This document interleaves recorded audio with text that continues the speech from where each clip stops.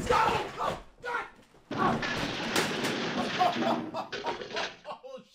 shit! Holy fuck! Oh, wait, hold on. What broke? What broke? Wednesday is Workout Wednesday.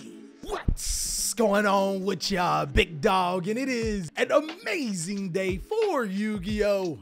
I hope that your day, phenomenal. But if it isn't, don't let what happened at the beginning of the day ruin the rest of your day. I'm not gonna cap, guys. I'm not feeling too good, but I know something that'll help me out and will hopefully help you out on your workout journey. Stretching. My guys, there are a couple of misconceptions about stretching, and I'm here to solve all those problems. Static stretching, which is a hold stretch, like touching my toes, should not be done prior to a workout. What you should be doing is dynamic stretching to help prepare yourself to be able to get into those lifts. Basically, what a dynamic stretch is, it's something that is movement based, not something that you hold to get going. Example, high knees. Hypothetically, if your boy is doing a leg workout, I'ma get them high knees. And then if your boy is working out your mom, I'm definitely gonna do the give her the triple tactic thrust.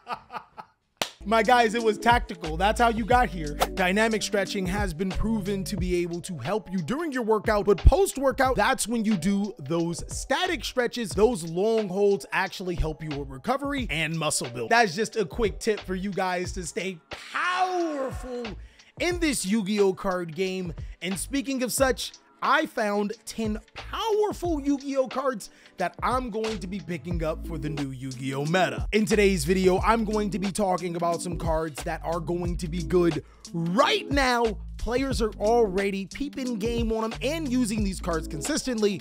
But of course, if you wanted to have known early, you should have caught your boy on Twitch Monday, Wednesday, Friday at 2 p.m. Pacific Standard Time. The name's TheCaliEffect, in case you didn't know. That's my name. So the first set of cards are just really popular cards that I've observed that are just genuinely good. Hand traps like Ash Blossom and Joyous Spring, Ghost Bell and Haunted Mansion, Infinite Impermanence, Nibiru to Primal Being. Those are all very powerful cards in the Yu-Gi-Oh format that are being played consistently right now. There's also spell cards like Triple Tactics Talent, cards that I told you to buy before it skyrockets in price, has been a staple in the current format as of going on right now, as well as the Adventure Engine. These particular cards are being used a ton to be able to stop some of the best decks in Yu-Gi-Oh, but also the Adventure Engine is just sneaky good with only one print. Players have been hoarding these cards because they good. I don't know, maybe it's just Master Duel players. Maybe they figured out that the Adventure Engine is unlimited over here. So if you guys have any questions, go ahead and let me know. It's all up to Doodle to edit this, so it's on him. Is Dark Ruler No More going to be more relevant? Not really. Dark Ruler No More isn't terrible right now, but it's not in a great place, as a lot of Yu-Gi-Oh boards do have ways to play around. But now that we got all of the basics out of the way, let's talk about those spicy Yu-Gi-Oh cards. These cards aren't necessarily expensive, and that's one thing that I like about them. They're very cheap, and they could be effective, but they could also be complete duds. Some cards that I'm looking for is Murmur of the Force, which allows you to flip a monster face down, but could also bounce a field spell card. My guys! Look, I've never been salivating at the lips like,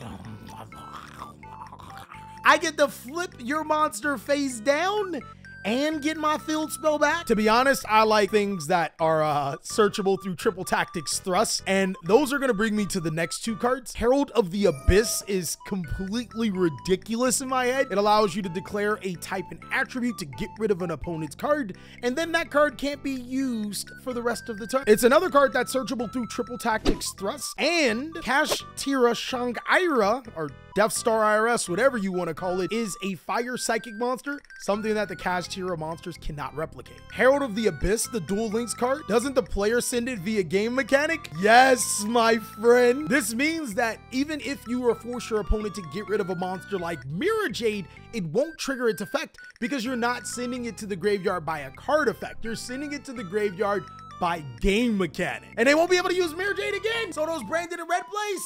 Nah, not today. Another deadly combination that I think is completely powerful is Nightmare Corruptor Ibli and Link Garibo. Nightmare Corruptor Ibli allows you to give it to your opponent and then prevents your opponent from special summoning unless they link summon. My guy, holy shit. Yo, it's the most ridiculous thing ever, especially when there are a ton of decks that only synchro or fusion summon.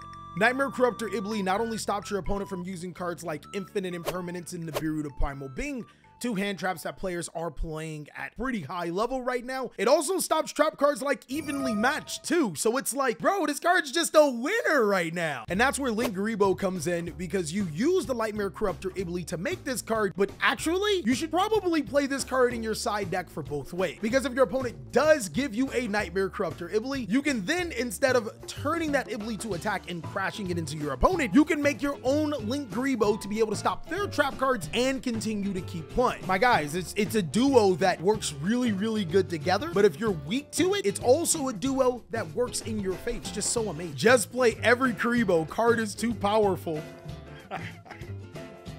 Bro, imagine Link Garibo, Astro Garibo, Gala Garibo, all of the Garibos, and one copy of Multiply. Bro, he's unbeatable. He's unbeatable. And in that note, for the exact same reason why Link Garibo and Nightmare Corruptor Ibli are so powerful, cards like Book of Moon, Book of Eclipse, Book of Lunar Eclipse, and Dorama Destructive Cannon are also cards that I think are really powerful. These cards allow you to be able to flip monsters face up, face down, kind of like how my ex-girlfriend got flipped face down and took the triple tactics thrust by Raging Earths from other people. That's why she's my ex. I like Dorama Cannon because not only does it flip monsters face down, any monster that can't be flipped down, well, it gets sent to the graveyard afterward. That means that Link monsters to the graveyard. All of the flip face down cards offer the versatility of being able to flip your cards and your opponent's cards face down, which is extremely beneficial for being able to get rid of cards that your opponent gives you, like a Lava Golem when you're not trying to lose 1,000 life points, or your opponent's cards, which can be extremely problematic from time to time. Just normal summon Cyberjar and Kashtira so they don't want to eclipse your board. What in the actual? Why? Bro, I can't even imagine how bad that would just be. It's bad until they top with, oh, Callie said the kitchen is closed. Chat can no longer cook. Hold on, let them cook. Time Wizard and Sprite. All right, we're done here. Show's over. What's also really interesting in this Yu-Gi-Oh format is the Kashtira strategy and Kashtira Rice Heart. Now, this card is ridiculously annoying because the Kashtira strategy banishes all of your cards face down while also being able to attach materials to this card and banish more cards on the field while being a walking macrocosm. But I have thought of something that other players just haven't. My guy, if you have a problem with the Kashtira strategy, just play Kashtira cards. Kashtira Rise Heart has one fatal flaw. You can Exceed summon this card by using just one Kashtira monster you control if Kashtira Death Star IRS activates its effect. Have you ever thought about just taking your opponent's monster, like their Rise Heart or their Shang-Ira, and just using it for an Exceed summon into your own Arise Heart? Take your Bish cards like Change Your Heart, Mind Control, alongside of Triple Tactics talent, can take your opponent's most important monster and then, yeah, use their own monster against them. They ain't getting it back. And if it has enough material, you use a Rise Heart to banish one of their cards.